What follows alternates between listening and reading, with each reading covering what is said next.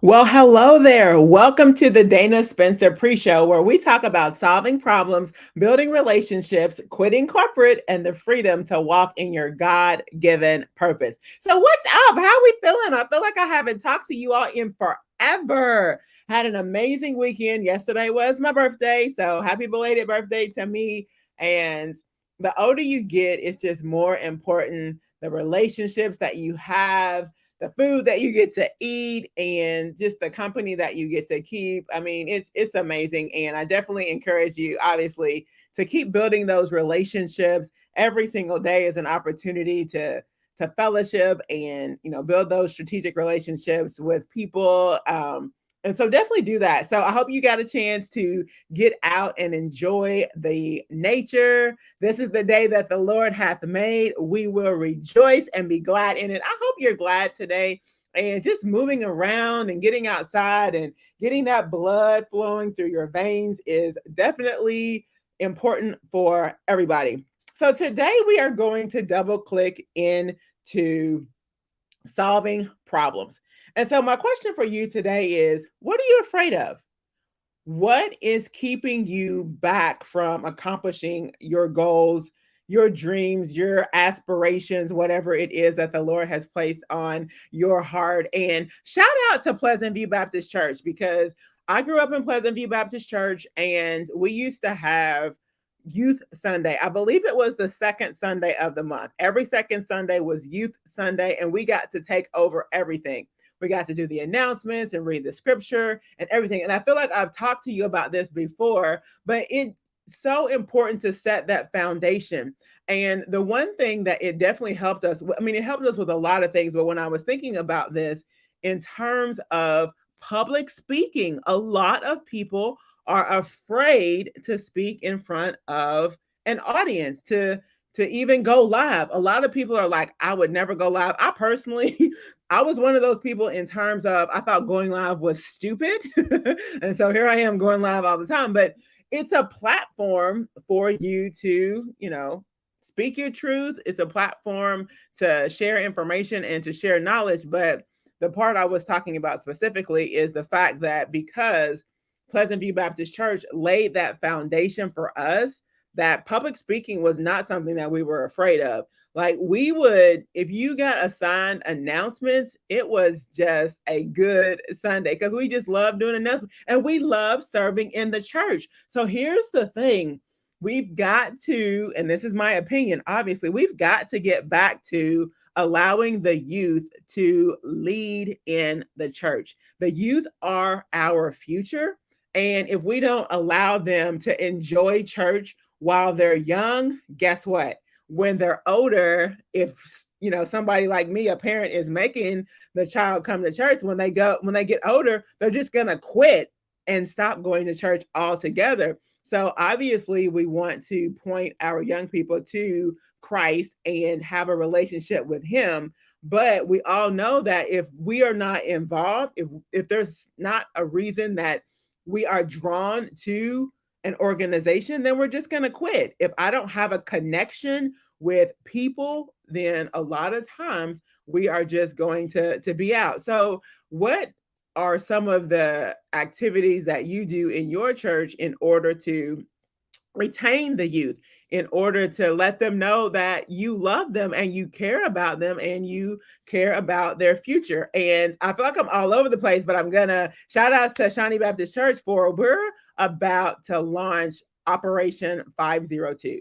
And that is going to be starting, we're going to start this Saturday, July the 29th. And we're just going to get out here in these streets. And my prayer is that this week will start revival in our city.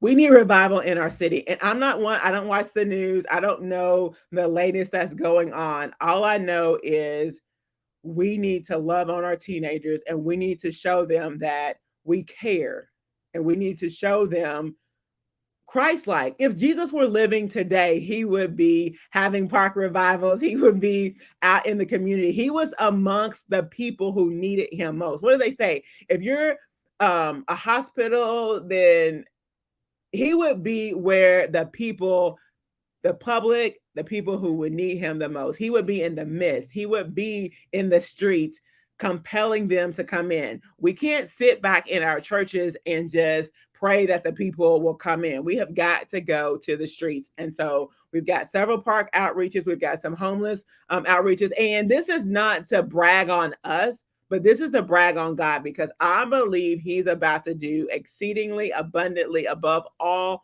that we could possibly ask or even think. So I'm super excited about this work that we are about to do. So in terms of what are you afraid of, ask God to give you the courage to do what he wants you to do.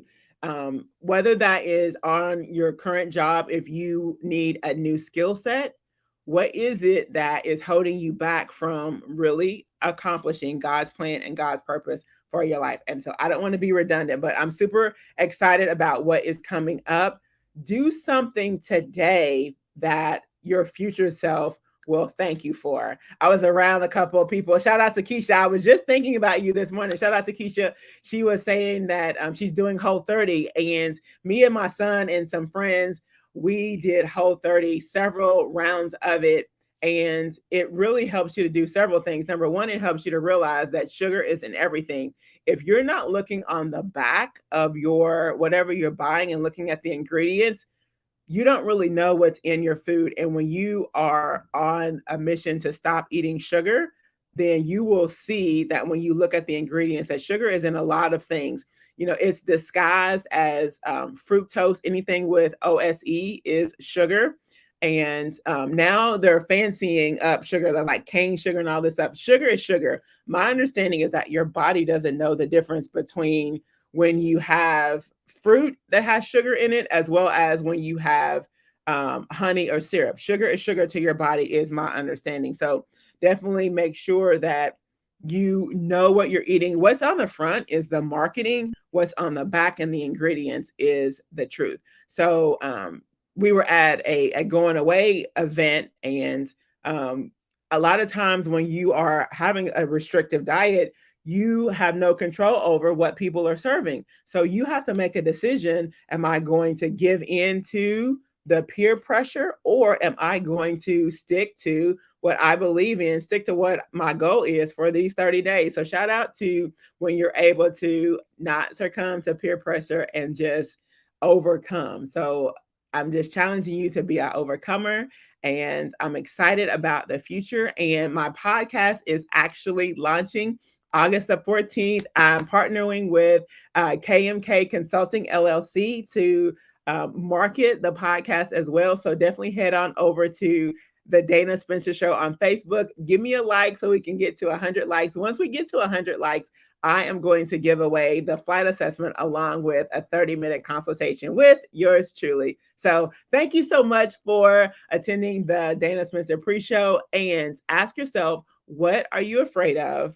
And be honest with yourself. It's so hard to be honest with yourself. I promise you. Reach out to me, reach out to a coach, reach out to somebody who is going to help you get to your truth. Not that friend that always agrees with you, the friend that we all know who we can go to. I had levels of friendships too. Like, I have friends who can be stern with me. That's when I really want the truth. That's who I go to. But if I just want somebody to agree with me, I know which friends to go to. So go to that friend that will give you some tough love so that you can actually get to your truth, figure out what it is you're afraid of, overcome that fear so that you can walk in your God-given purpose. So that's Dana. I'm out. I will see you next time.